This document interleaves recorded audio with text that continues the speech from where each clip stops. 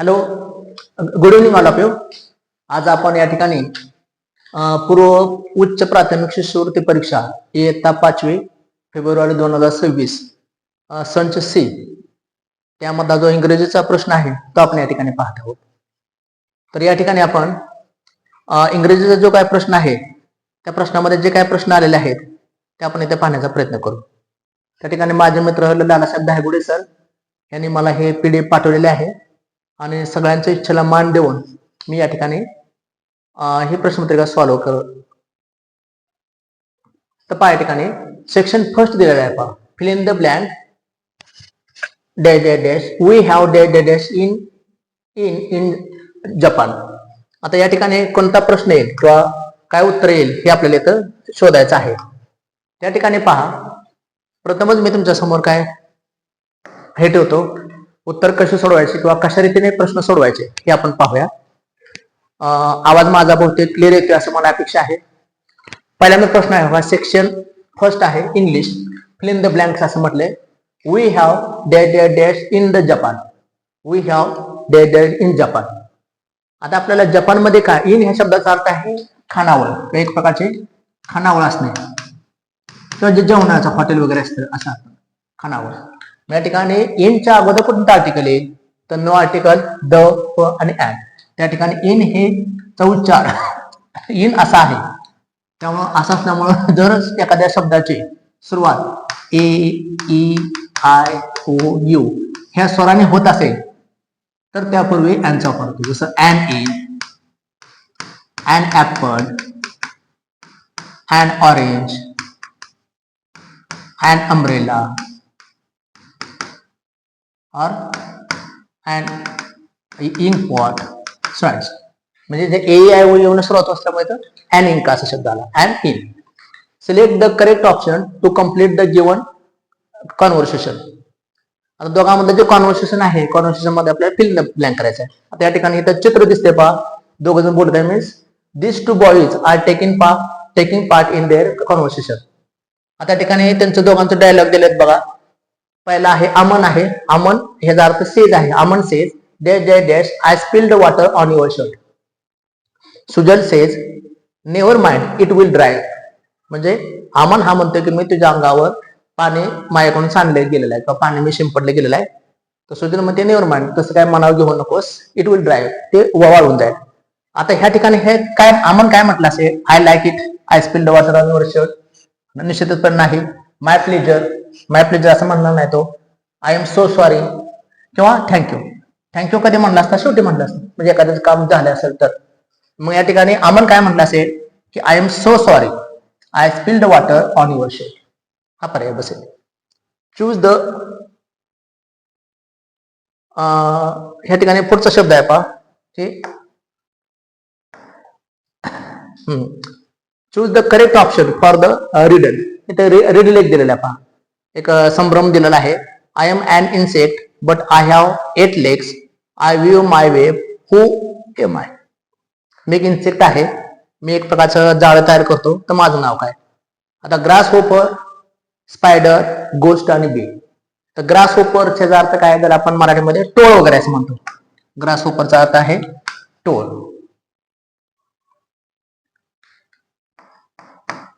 Grass होपरचा अर्थ आहे टोळ. स्पायडरचा अर्थ आहे कोळी, जो एक प्रकारचा कोळी असं स्पायडर तयार करतो, जाळे. गोष्टचा अर्थ आपल्याला माहित आहे भूत, तर भूताचा काय संबंध येणार नाही. आणि बीचा अर्थ आहे मधमाशी.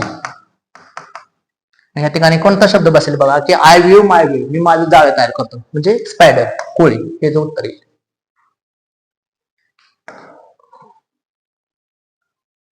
आता या ठिकाणी एक हे दिलेले पहा, फोर्थ क्वेश्चन आहे, choose the correct compliment for the given situation. खालील सिच्युएशनला किंवा खालील ह्याला इव्हेंटला एक प्रकारच्या सिच्युएशनला तुम्ही काय करा, कॉम्प्लिमेंट द्या.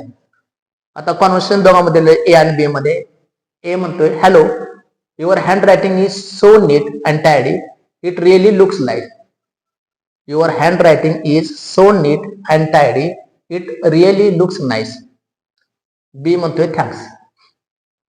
आता या ठिकाणी choose the correct compliment for the given situation.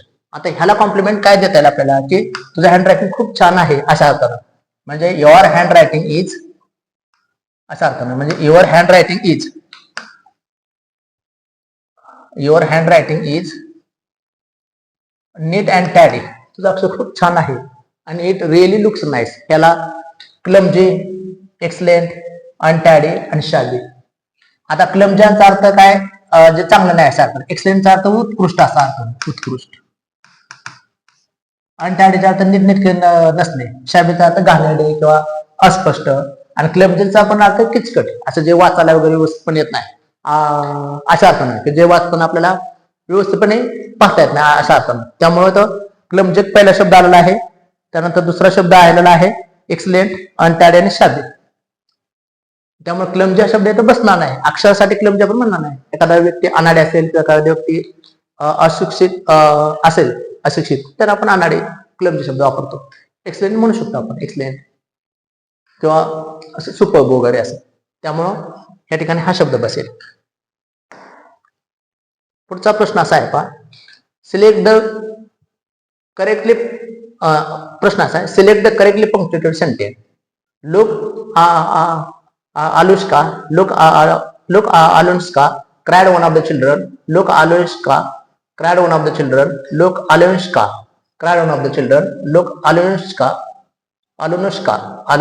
cried one of the children. आता या ठिकाणी आपल्याला पंक्च्युएशन मार्कचा वापर करायचा आहे. आता या ठिकाणी बघा, पंक्च्युएशन मार्क करत असताना आपल्याला इथं थोडक्यात डायरेक्ट स्पीचचा पार्ट आहे. डायरेक्ट स्पीच मध्ये काय येते, हे दोन शब्द येतात. म्हणजे हे डबल मध्ये कॉम मध्ये येतात. आणि cried one of the children, हे cried one of the children हे आपल्याला संबंध नाही. लुक हा शब्द पाहिजे. आता पहिल्या आपल्याला माहित आहे पंक्च्युएशन मार्क्स मध्ये पहिलं अक्षर आपण कॅपिटल लिहितो, पहिली गोष्ट. त्यामुळे इथं कॅपिटल अक्षर पहिला आहे का, त्यामुळे हा पर्याय इथं बसणार नाही. पहिलं अक्षर कॅपिटल पाहिजे. लुक हे पहिलं स्मॉल दिलेलं आहे, त्यामुळे हा पर्याय इथं बसणार नाही. त्या ठिकाणी आपण इथं पहिलं अक्षर कॅपिटल देऊया, त्यामुळे हा पहिला पर्याय बसणार नाही. आता दुसरं लुक अनुष्का असं म्हटलेलं आहे. लुक नंतर कॉमा पण आहे. लुक अनुष्का क्वेश्चन मार्क आहे असे येणार नाही. लुक अनुष्का क्वेश्चन मार्क आणि एक्सक्लेमेशन मार्क असे येणार नाही. तर लुक अनुष्का हे उत्तर बरोबर, कारण लुक नंतर कॉमा आणि पुढचं व्यक्ती नाही. Look Anushka, look Anushka क्रायड one of the children, त्यामुळे हे पर्याय बरोबर आहे. नेक्स्ट पुढचा पार्ट असा आहे पहा,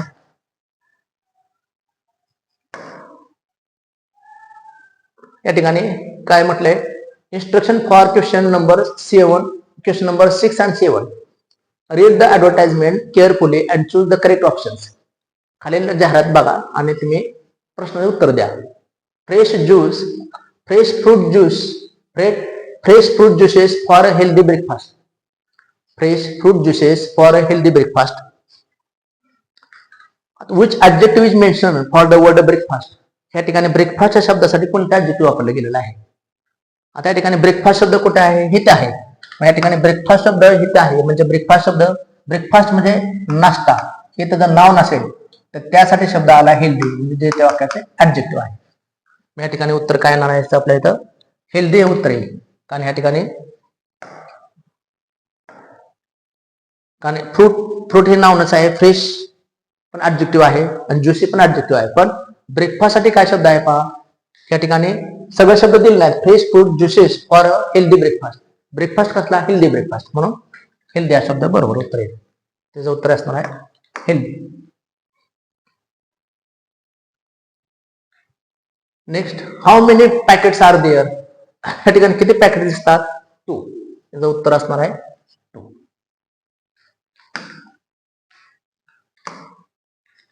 उत्तर असणार आहे 2. नेक्स्ट, त्या ठिकाणी एक छोटासा पॅराग्राफ दिलेला आहे पहा, एकदम छोटा पॅराग्राफ आहे. इथं असं त्यांनी विचारलंय की instructions for question number 8 and 10. Read the following passage carefully and answer the questions. Little Ashley is a daughter to her parents, a sister to her brother, a friend of Kanika, and a student of Miss Sunaina. Yet she is same person. She performs different functions according to the relationship that she has with the different people. आता who is Miss Sunaina? Miss Sunaina, miss Sunaina. आता पहा, आता यांचं function दिलेलं आपल्याला पाहिजे आहे. या ठिकाणी little Ashley is a daughter to her parents. Daughter, parents, sister to her brother, friend of Kanika and student of miss Sunaina. आता स्टुडंट आहे त्यामुळे प्रश्न विचारला हु इज मिस सुनैना. आता हे जर ह्याचे स्टुडंट असेल तर सुनैना कोण असणार, ह्याचे टीचर असणार. Choose the correct opposite word from the passage for the given word enemy. Enemy ह्या शब्दाचा अर्थ आहे शत्रू. एनिमी साठी स्मॉलचा अर्थ लहान आहे, फ्यूचा अर्थ कमी आहे, डिफरंटचा अर्थ वेगवेगळा आहे आणि फ्रेंडचा अर्थ मित्र. मग या ठिकाणी एनिमीच्या विरुद्ध फ्रेंड शब्द येईल. या ठिकाणी प्रश्न असा आहे पहा, which relation is not in the passage, which relation is not mentioned in the passage. Followers, parents, student and daughter. हे सगळे रिलेशन आपल्याला दिसतात बघा. स्टुडंट आलंय, पॅरेंट्स आहे, डॉटर आहे, फक्त हा शब्द आला नाही, फॉलोअर्स आलेला नाही.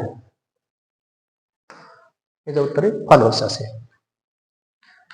नेक्स्ट आहे पहा, read the word carefully and find out the word that does not form from the given option creature. या ठिकाणी आता क्रिएचर हा एक शब्द दिलेला आहे. तर क्रिएचर ह्या शब्दापासून खालीलपैकी कोणते शब्द तयार होत आहेत तर कोणते शब्द तयार होत नाहीत हे आपल्याला इथे पाहायचे आहे. आता क्रिएचर या शब्दापासून कुठला शब्द तयार होणार नाही पहा. आता क्रिएचर पासून इट हा शब्द तयार होते का बघा, क्रिएचर आणि इट. त्या ठिकाणी पहा, क्रिएचर शब्द आलेला आहे इट, EAT. त्या ठिकाणी EAT, इट शब्द तयार होतोय. कॅप्चर, CAP, या ठिकाणी पी तर दिसत नाही त्यामुळे हा शब्द तयार होणार नाही. ARE हा शब्द बसते आणि क्रिएट, CREAT हा शब्द बसतो. म्हणजे एक शब्द तयार होणार नाही. Read the word carefully and find out the word that does not form from the given options creature. Creature शब्दापासून कुठला शब्द बसणार नाही तर कॅप्चर हे उत्तर. Identify the suitable homophone for the following sentence. होमोफोनचा अर्थ सारखं उच्चार असणारे शब्द, स्पेलिंग मध्ये थोडा फरक असतो. आणि होमोग्राफ्स म्हणजे स्पेलिंग तेच पण उच्चार वेगळं. आता या ठिकाणी आपल्याला होमोफोन विचारले. होमोफोन म्हणजे सारखे शब्द.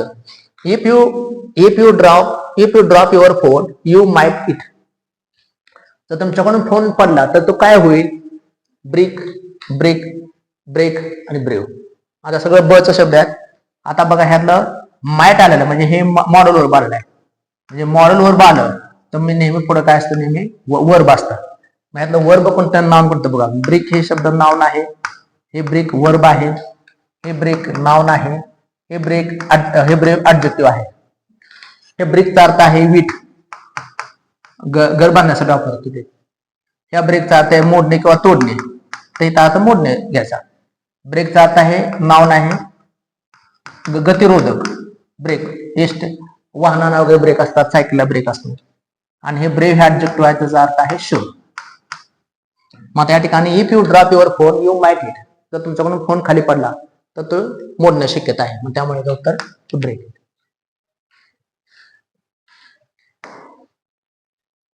या ठिकाणी असा एक प्रश्न आला पहा, चूज द, तुम्हाला घड्याळावरून वाचवरून एक दोन प्रश्न असतातच नेहमी स्कॉलरशिपला.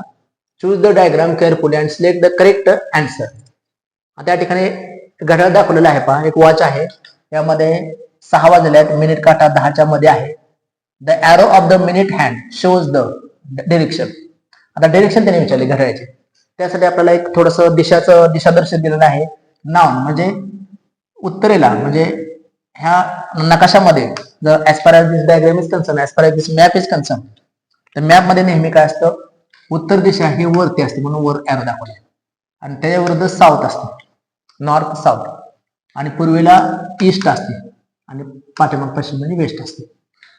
आता हे घड्याळाचं काटा आहे तर काय सांगितलेलं आहे, मिनिट काटा इकडे असा गेला नाही, म्हणजे नॉर्थ वेस्ट, हे नॉर्थ ईस्ट, हे साऊथ ईस्ट, हे साऊथ वेस्ट. आता नॉर्थ वेस्ट जर आपण काय म्हणतो आग्नेय आणि नैऋत्य, वायव्य आणि ईशान्य, या ठिकाणी नॉर्थ वेस्ट आहे उत्तरेला. Recognise the correct occupation for the given tool. Canvas. आता कॅनव्हास हा शब्द कशासाठी वापरतो, कॅनव्हास हा शब्द कोणाचा, कोण वापरतो ऑक्युपेशन साठी, म्हणजे व्यवसायासाठी. ऑक्युपेशन या शब्दाचा अर्थ आहे व्यवसाय. ज्याला आपण बिझनेस, ट्रेड, प्रोफेशन शब्द वापरतो, त्याला समान शब्द भरपूर आहेत. बिझनेस आहे, ट्रेड आहे, प्रोफेशन आहे, व्हेकेशन आहे, अनेक शब्द तसे आहेत. एंटरप्राइज आहे, हे सगळ्या शब्दांना समानार्थी शब्द. व्यवसाय, मग आता व्यवसाय ऍडव्होकेट वापरतात तर कॅनव्हास नाही वापरत. गोल्डस्मिथ म्हणजे सोनार. कॉबलर म्हणजे तर आपण जो कलाकार असतो त्याला आपण चांभार वगैरे असं म्हणतो. आणि आर्टिस्टचा अर्थ आहे कलाकार. मग कलाकार शब्द येते बस. Identify the missing punctuation marks in the given sentence. Given sentence मध्ये मिसिंग पंक्च्युएशन मार्क काय आहे ते आपल्याला पाहिजे. आता या ठिकाणी पहिला प्रश्न दिला, Ishwari spoke about her family trip to Kashmir. हे दिसते का पहा. आयडेंटिफाय द, या ठिकाणी आपल्याला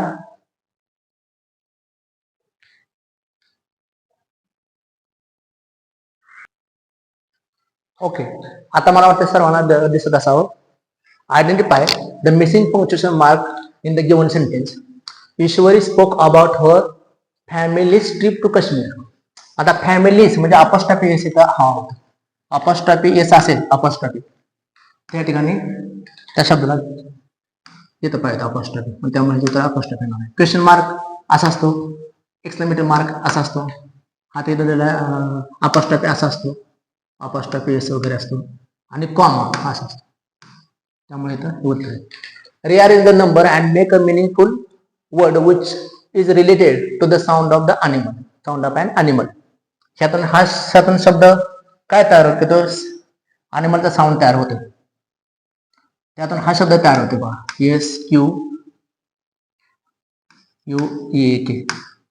स्क्यूचा अर्थ आहे किंचाळणे किंवा ओरडणे.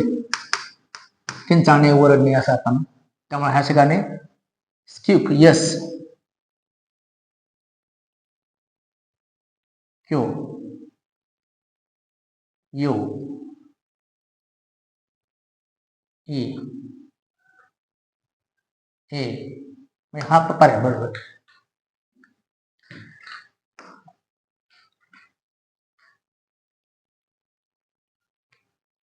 Identify the correct picture for the given of action word. आता ठिकाणी हा शब्द दिलाय बा. शिफ्ट ह्या शब्दाचा अर्थ आहे स्ट्रेन. शिफ्ट ह्या शब्दाचा अर्थ आहे स्ट्रेन. ह्या शब्दाचा अर्थ आहे स्ट्रेन. स्ट्रेन शब्दाचा अर्थ आहे गाळणे किंवा चाळणे. गाळणे किंवा चाळणे असा शब्द आहे. गाळणे किंवा चाळणे, स्ट्रेन. मग त्यामुळे स्ट्रेनचे डायग्राम कोणते बरोबर वाटते या ठिकाणी. त्या ठिकाणी स्ट्रेम ह्या शब्दाला पहिला आहे ते क्लिअर दिसत नाही. 2 नंबरचं एक दिसते, चाळण हातामध्ये घेतलेले आहे पहा. तिसरं आणि चौथं जरा वेगळं दिसते, चाळण्यासारखं पण वेगळं दिसते. त्यामुळे उत्तर बहुतेक 2 आहे पहा, चाळण हातामध्ये घेतलेले आहे. fill in the blank. an elephant is than a mouse. आता या ठिकाणी तुलना केलेली आहे. लार्ज फर्स्ट डिग्री मध्ये असतं लार्जर, लार्जेस्ट, बिग, बिगर, बिगेस्ट. त्यामुळे या ठिकाणी elephant is bigger than a mouse. कारण इथं दोघांची तुलना केली. दॅन शब्द आला का त्या ठिकाणी कंपॅरेटिव्ह फॉर्म असेल तर त्याला ER लागतं. जसं Balu is taller than Lala, Balu is taller than Lala किंवा असा अर्थ नाही. आता pick out the correct current age बघा. Pick out the correct current currency of England. Correct currency आता या ठिकाणी बघा, pounds, rupees, euros and dollars. आता इंग्लंडचं म्हटलं का पाऊंड्स असतं, आपल्याला माहित आहे इंग्लंडचं पाऊंड्स असतं. युरोज कुणाचं असतं, ज्या काही कंट्री एकत्र आलेल्या आहेत युरोपियन कंट्री, त्याला म्हटलं जातं, त्यांना हे असते.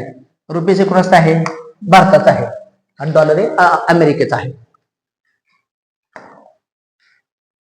पिक out the incorrect option the given diagram.